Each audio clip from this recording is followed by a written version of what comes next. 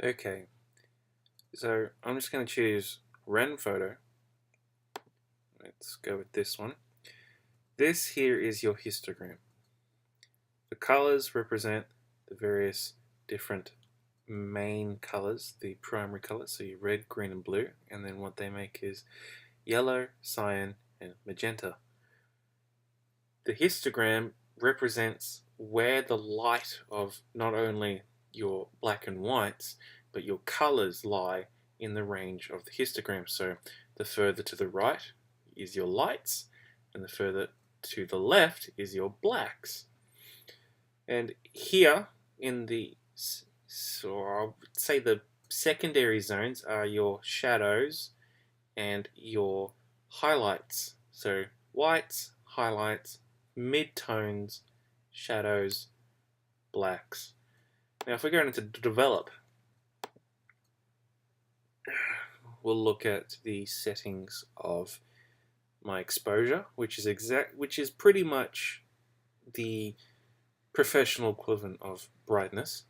Then you've got contrast, and then you've got vibrance and saturation. So exposure works on moving that histogram back and forth. So it moves pretty much the entire picture, the entire image through that histogram. The contrast, however, watch the histogram.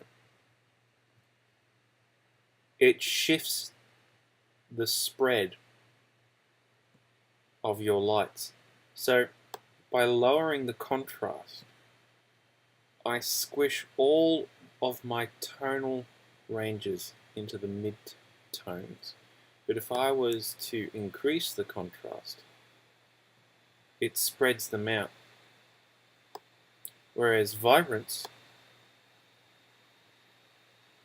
and saturation increases my my colors. So the difference between the two is that my saturation affects all the colors in the image, whereas vibrance affects the colors that the program determines to be low. It's kind of like a quality kind of thing, whereas saturation affects all color tones in the same way. Vibrance only affects the color tones that are not as strong, that are lacking. It's kind of hard for me to explain.